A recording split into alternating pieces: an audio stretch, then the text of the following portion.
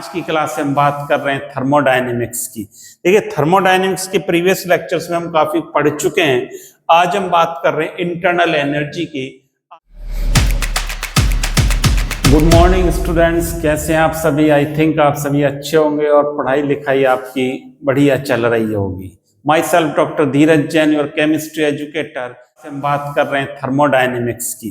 देखिए, थर्मोडायनेमिक्स के previous lectures में हम काफी पढ़ चुके हैं। आज हम बात कर रहे हैं इंटरनल एनर्जी की, आंतरिक ऊर्जा की। अब देखिए, आंतरिक ऊर्जा होती क्या है, पहले इसको समझें। आंतरिक ऊर्जा को किससे रिप्रेजेंट करते हैं? यू और ई से इसको रिप्रेजेंट किया जाता है, आंतरिक ऊर्जा को। इंपॉर्टेंट है, ध्यान से समझें। मान लीजिए कोई सिस्टम है हमारा, ये मैंने सिस्टम बना दिया, ये सिस्टम है। सिस्टम में क्या होगा? मैटर होगा। और ये सिस्टम के लिए क्या कंडीशन है? आइसोलेटेड है और एब्सेंस ऑफ क्या है? External field. कोई यहां पर फील्ड काम नहीं कर रहा है, बाह्य क्षेत्र यहां पर कोई भी वर्क नहीं कर रहा है और आइसोलेटेड है। तो इस सिस्टम के साथ जो भी एनर्जी एसोसिएट रहेंगी वो क्या कहलाएंगी? इंटरनल एनर्जी कहलाएंगी। एनर्जी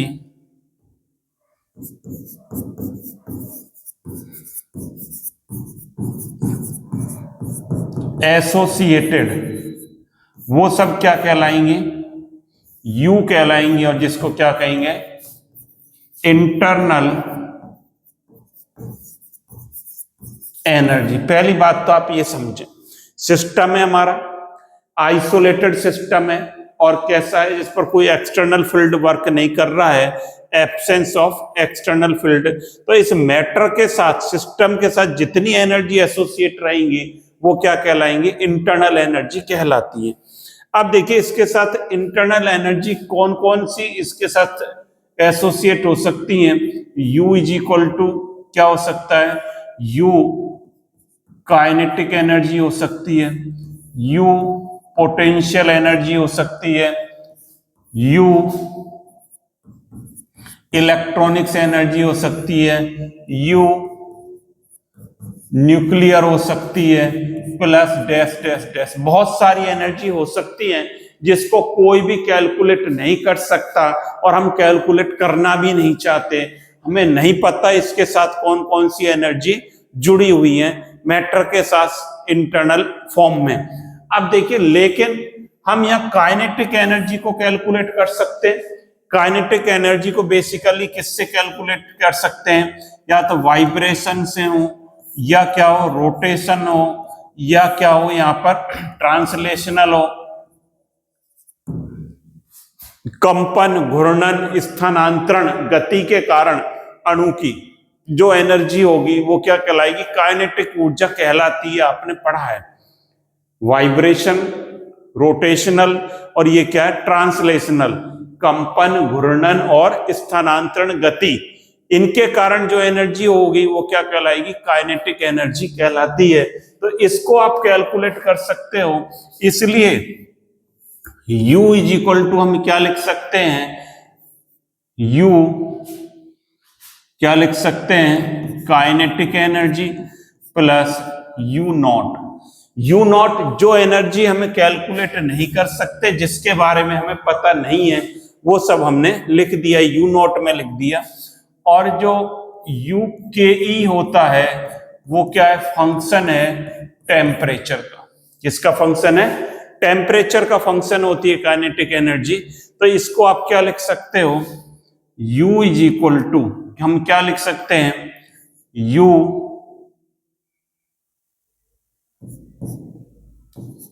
T2 प्लस यहां पर क्या लिख दूं? Delta U।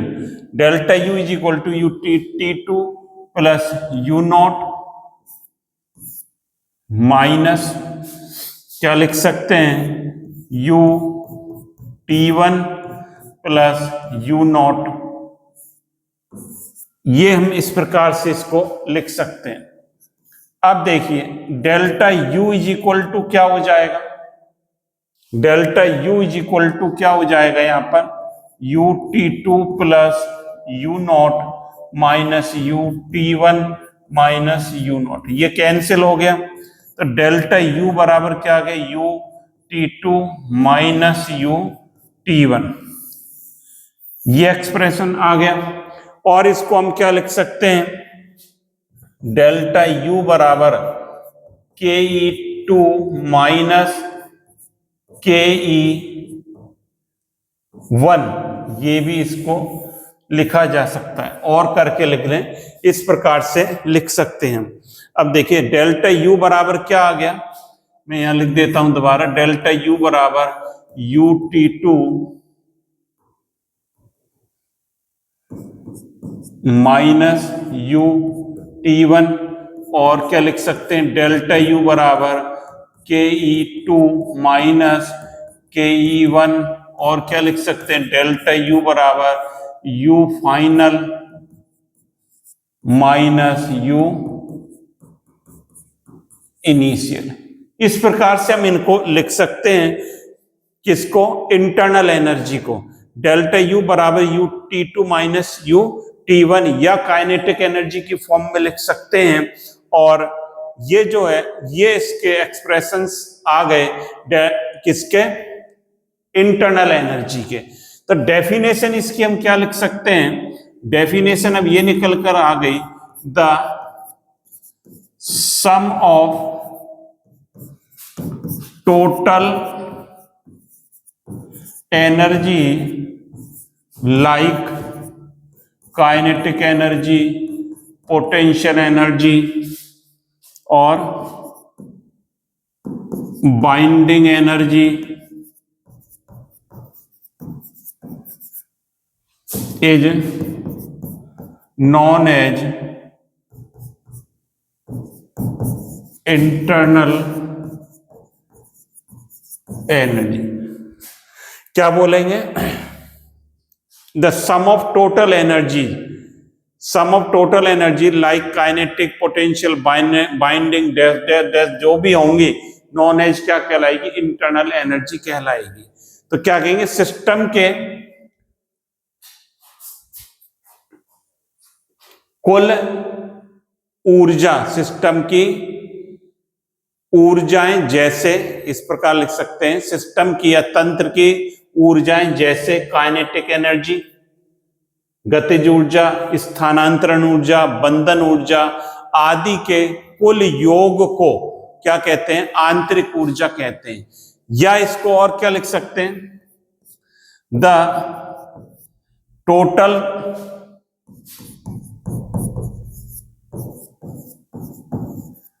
Reserved energy of the system, ये इसकी डेफिनेशन हो सकती है। किसी तंत्र की कुल संरक्षित ऊर्जा वो क्या कहलाती है, कुल संचयित ऊर्जा, किसी तंत्र की कुल संचयित ऊर्जा क्या कहलाती है, आंतरिक ऊर्जा कहलाती है। इस प्रकार इसकी हम डेफिनेशन लिख सकते हैं आंतरिक ऊर्जा की।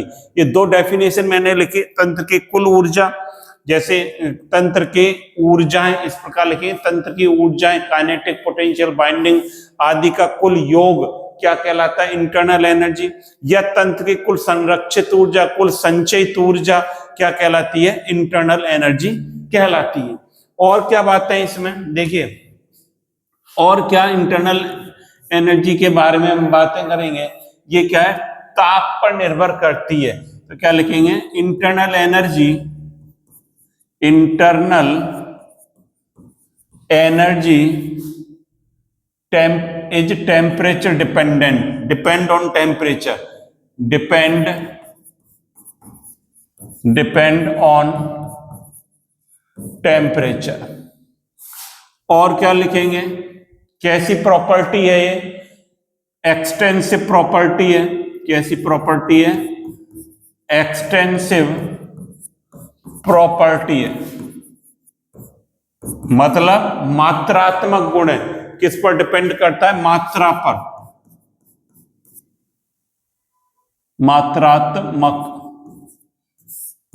मात्रात्मक गुण है। और क्या है, ये स्टेट फंक्शन है,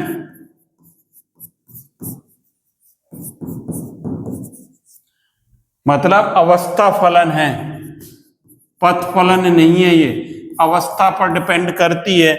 हमने ये लिखा था, क्या लिखा था, you final minus you initial, इतनी बात हमने लिखी थी यहाँ पे, आपने देखा था जब निकाला था।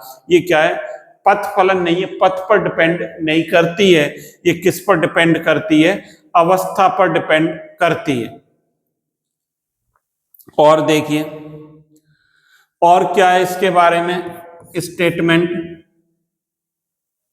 इंटरनल एनर्जी टेम्परेचर डिपेंडेंट होती है, स्टेट फंक्शन है, एक्सटेंसिव प्रॉपर्टी है, इसकी यूनिट क्या होती है, यूनिट क्या है इसकी, जूल, जूल, और क्या है, कैलोरी।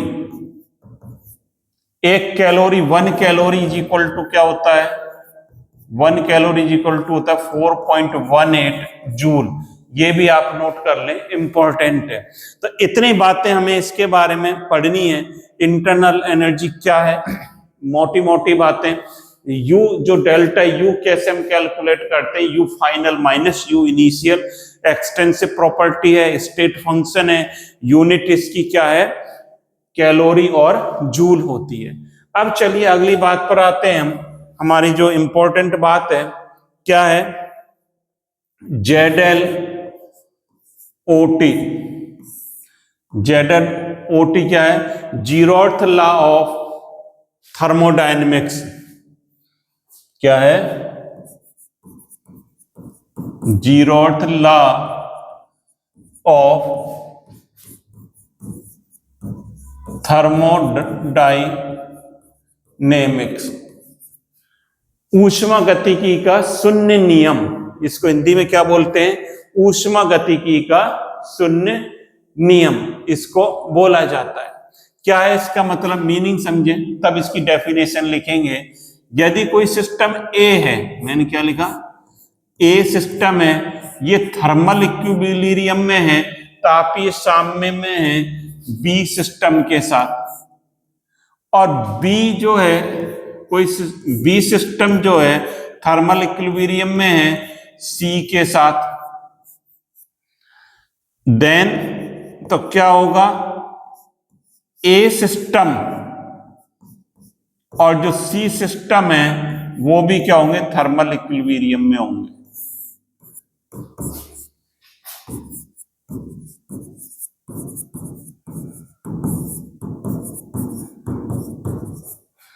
बात आई समझे, यदि ए बी के साथ थर्मल इक्विलिब्रियम में है, तापीय साम्यावस्था में है, तो बी सी के साथ थर्मल इक्विलिब्रियम में होगा। जब बी सी के साथ होगा तो ए और सी, पहला और तीसरा भी आपस में तापीय साम्य में होंगे। कैसे, इसको ऐसे भी समझ सकते हैं, मान लीजिए, देखिए कोई सिस्टम है, हम इसको हीट दें, ये क्या है, सिस्टम है, इसको क्या करें, हीट दें, हीट देंगे। मान लीजिए मैंने इसको 90 डिग्री सेल्सियस तक इसको गर्म किया। अब ए जो सिस्टम है, इस ए को मैंने थर्मल इक्विलिब्रियम इसके साथ अटैच करा बी के साथ, तो मान लीजिए ए का 90 डिग्री सेल्सियस है टेम्परेचर, इसका क्या हो जाएगा, मान लीजिए इसका 30 डिग्री है। अब ये क्या होगा, इसके साथ ये ए है और ये बी है, कुछ समय बाद इसका 80 हो गया, इसका हो सकता है 50 हो जाए। ये प्रोसेस कब तक चलता रहेगा, ये प्रोसेस जब तक चलता रहेगा जब तक कि दोनों का टेम्परेचर बराबर नहीं हो जाए। यहां पर क्या हो जाए, मान लो दोनों का सिमिलर हो जाता है, मतलब ये प्रोसेस जब तक चलेगा इनका कि ये दोनों ताप का स्थानांतरण जब तक करेंगे, थर्मल क्या करेंगे, ताप का स्थानांतरण जब तक, थर्मल ट्रांसफर जब तक होगा इनमें, जब तक कि दोनों का टेम्परेचर क्या नहीं हो जाता, बराबर नहीं हो जाता। तो मान लीजिए हम क्या लिखेंगे, इसकी डेफिनेशन क्या लिखेंगे, इसकी डेफिनेशन आप ये लिखेंगे क्या लिखेंगे हम definition? If A system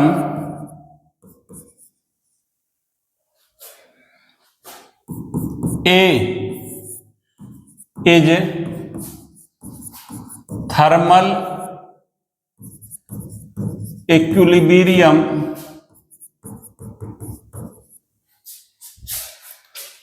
with system B and system B is thermal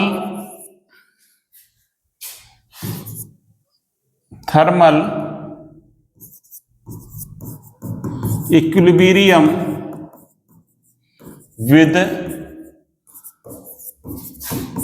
system C, then system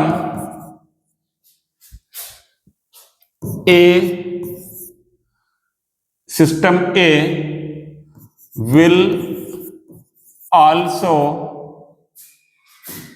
thermal equilibrium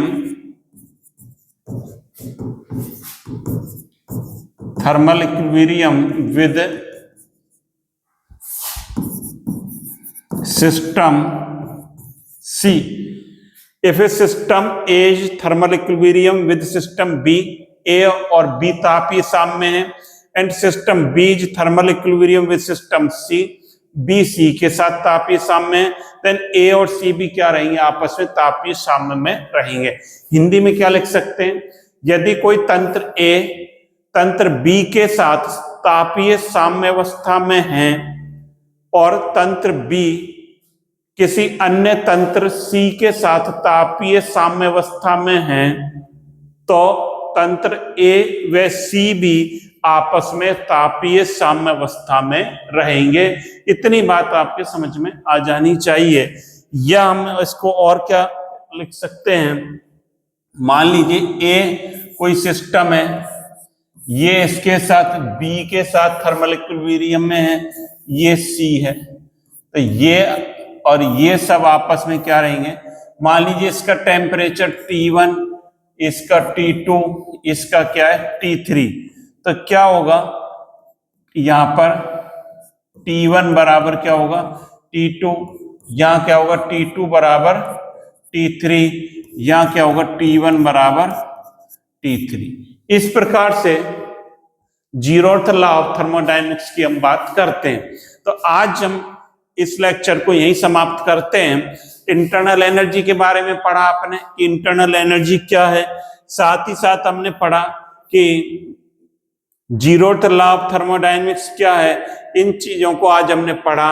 अब जो मेन थर्मोडायनेमिक्स की बात हम करेंगे वो कहां से करेंगे? फर्स्ट लॉ ऑफ थर्मोडायनेमिक्स से करेंगे। तो नेक्स्ट लेक्चर में हम उसको पढ़ेंगे। और आप चैनल को लाइक, सब्सक्राइब और शेयर करते रहें, जिससे सभी स्टूडेंट्स को इसका बेनिफिट मिलता रहे। Thank you.